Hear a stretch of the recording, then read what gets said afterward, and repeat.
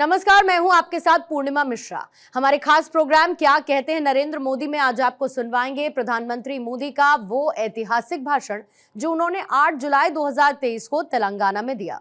अपने भाषण में प्रधानमंत्री ने कहा कि तेलंगाना की सरकार ने गरीब, दलित, पिछड़े, आदिवासियों को सिर्फ झूठे वादे किए, झूठी घोषणाएं की, लेकिन केंद्र की बीजेपी सरकार ने सही मायने में इन वर्गों को सशक्त किया है। भाई और बहनों, बीते 9 वर्षों में पूरी दुनिया में देश का इतना गौरव बढ़ा है, भारत को लेकर आकर्षण बढ़ा है। इसका भी फायदा तेलंगाना को हुआ है। यहां पहले के मुकाबले अब ज्यादा इन्वेस्टमेंट आ रहा है और इस ज्यादा इन्वेस्टमेंट का फायदा तेलंगाना के युवाओं को हो रहा है, उसे नौकरी मिल रही है।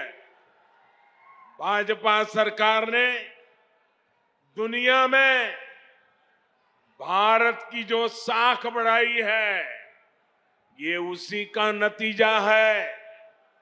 लेकिन सवाल ये है कि यहां तेलंगाना में जो सरकार है उसने क्या किया।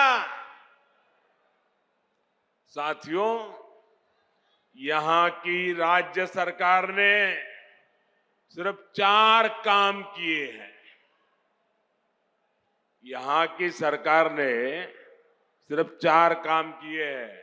पहला, सुबह शाम मोदी को, केंद्र सरकार को रेगुलरली गाली देने का काम किया है।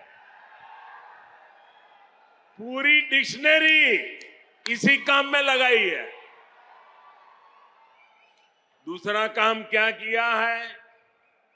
एक परिवार को ही सत्ता का केंद्र बनाने का और खुद को तेलंगाना का मालिक साबित करने का काम किया है।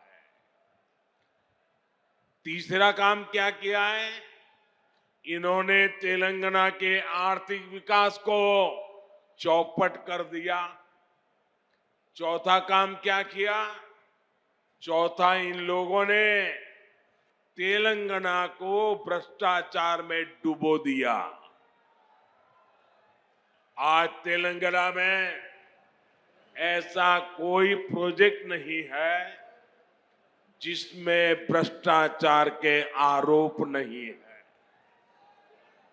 केसीआर सरकार यानी सबसे भ्रष्ट सरकार। और देखिए खेल, अब तो दिल्ली तक इनके भ्रष्टाचार के तार फैल गए हैं।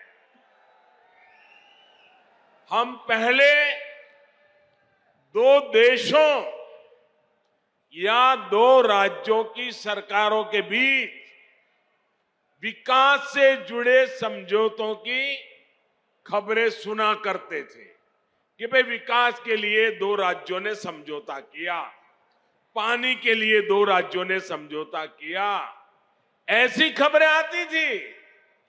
लेकिन ये पहली बार हुआ है जब 2 राजनीतिक दलों और 2 राज्य सरकारों के बीच भ्रष्टाचार की डील के आरोप लगे हैं। ये दुर्भाग्य है कि जिस तेलंगाना के लिए जनता ने इतना संघर्ष किया, इतने बलिदान दिए, उस जनता को ऐसे दिन देखने की नौबत आई है। और साथियों, मैं एक और बात कहूंगा। यहां सत्ता में जो परिवार बैठा है, जो करोड़ों को घोटालों में लिप्त है, जिस पर जांच एजेंसियों का शिकंजा लगातार कस रहा है, जिसकी पोल तेलंगाना के लोगों के सामने खुल चुकी है। वो परिवार अब तेलंगाना की जनता को गुमराह करने के लिए, माइंड डाइवर्ट करने के लिए नए नए हथकंडे अपना रहे हैं। आपको इन हथकंडों से, इनकी चालबाजियों से सावधान रहना है। साथियों, मैं जब भी तेलंगाना आता हूं, आप सभी लोगों की एक और छटपटाहट समझ आती है। आप लोगों ने कभी नहीं सोचा था कि एक दिन इस तरह परिवारवादी राजनीति के शिकंजे में हमारा तेलंगाना फंस जाएगा। परिवारवादियों को सिर्फ अपने बच्चों, अपने बेटे बेटियों के भविष्य की चिंता होती है। उन्हें देश के, तेलंगाना के दूसरे बच्चों का भविष्य बर्बाद होने से कोई फर्क नहीं पड़ता। और देश के लोगों को, तेलंगाना के लोगों को एक और बात भी नोट करनी होगी। ये जितनी भी परिवारवादी पार्टियां हैं, उनकी नींव भ्रष्टाचार पर खड़ी होती है। परिवारवादी कांग्रेस का भ्रष्टाचार पूरे देश ने देखा है। परिवारवादी बीआरएस का भ्रष्टाचार पूरा तेलंगाना देख रहा है। कांग्रेस हो या बीआरएस, दोनों ही तेलंगाना के लोगों के लिए घातक है। इन दोनों से ही तेलंगाना के लोगों को बचकर रहना है। साथियों, किसी भी जनप्रतिनिधि के लिए सबसे बड़ा पाप होता है अपनी जनता का भरोसा तोड़ना। और यहां की राज्य सरकार ने तेलंगाना के लोगों का भरोसा चकनाचूर करने का पाप किया है। कितनी सारी उम्मीदें लगाई थी आप लोगों ने, लेकिन हर उम्मीद को तेलंगाना सरकार ने तोड़कर रख दिया। यहां की सरकार अच्छी तरह जानती है कि पिछले 9 साल में उसने तेलंगाना के लोगों को सिर्फ और सिर्फ धोखा दिया है। उसने राज्य में एक के बाद एक भर्ती घोटाले करके यहां के युवाओं के साथ विश्वासघात किया है। तेलंगाना आंदोलनों के वो दिन मैं कभी भूल नहीं सकता। कितनी बड़ी बड़ी बातें कही गई थी कि हम यहां लाखों भर्तियां करेंगे, युवाओं को सरकारी नौकरी देंगे, लेकिन आपको इन लोगों ने सिर्फ और सिर्फ झूठ ही दिया है। तेलंगाना में भ्रष्टाचार का जो खुला खेल चल रहा है, इसका सबसे बड़ा नुकसान यहां के युवाओं को उठाना पड़ रहा है। Telangana state public service commission scam के बारे में कौन नहीं जानता है।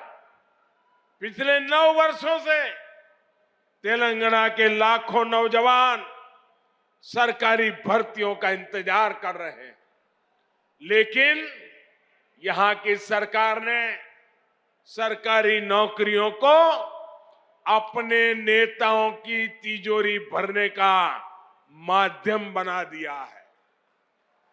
साथियों, तेलंगाना की 12 यूनिवर्सिटीज में हायर एजुकेशन को तबाह करके यहां की सरकार ने लाखों नौजवानों का भविष्य बर्बाद कर दिया है। आज भी तेलंगाना की यूनिवर्सिटीज में 3000 से ज्यादा टीचर्स के पद खाली पड़े हैं। आज भी तेलंगाना की सरकारी स्कूलों में टीचर्स की 15,000 से ज्यादा पोस्ट खाली पड़ी है। क्या ये इन स्कूलों में पढ़ने वाले बच्चों के साथ विश्वासघात नहीं है क्या? धोखा नहीं है क्या? इन लोगों ने आपसे वायदा किया था कि हर बेरोजगार को 3,000 रुपये का भत्ता देंगे। ये वायदा करके भी तेलंगाना सरकार ने नौजवानों को सिर्फ धोखा दिया, विश्वासघात किया। इन लोगों ने आपसे वायदा किया था कि गरीबों को 2 बेडरूम वाले 7 लाख फ्लैट बनाकर देंगे। ये वायदा भी यहां की सरकार पूरा नहीं कर पाई है। ये लोग किसानों के 1 लाख रुपया तक के कर्ज को माफ करने की बात भी कहा करते थे, लेकिन इस वायदे पर भी इनकी सरकार ने तेलंगाना के लोगों को सिर्फ विश्वासघात ही दिया है।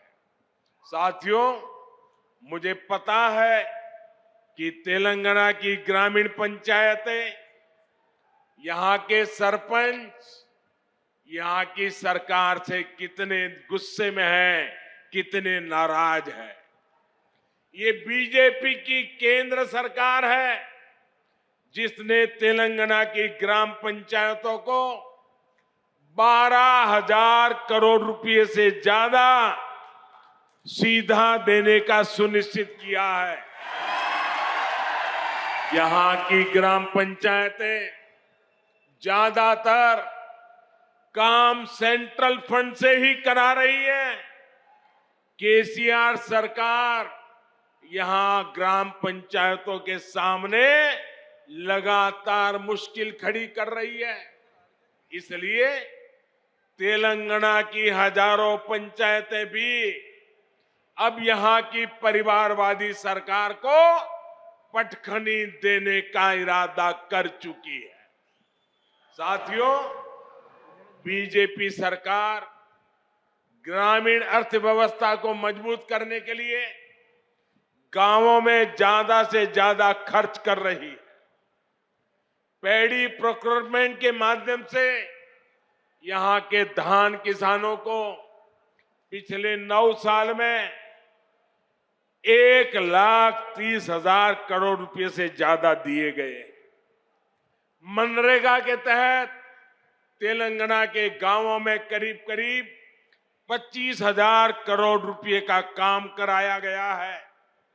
पीएम किसान सम्मान निधि के जरिए भी तेलंगाना के करीब 40 लाख किसानों के बैंक खाते में 9,000 करोड़ रुपए सीधे भेजे गए हैं।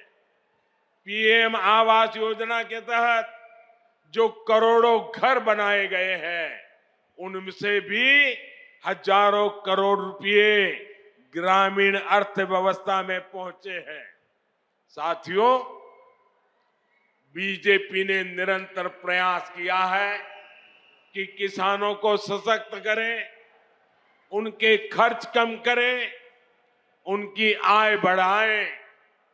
हमने लागत का 1.5 गुना एमएसपी देने का वादा किया था। हमने वो गारंटी को पूरा करके दिखाया। हमने दाल की एमएसपी पर रिकॉर्ड खरीदी करके हमारी गारंटी पूरी की। हमने सिंचाई के नेटवर्क को सशक्त करने का वादा किया था, वो गारंटी भी हमने पूरी की। किसानों को कोल्ड स्टोरेज की दिक्कत ना हो, इसके लिए दुनिया का सबसे बड़ी भंडारण योजना पर पूरा काम हो रहा है।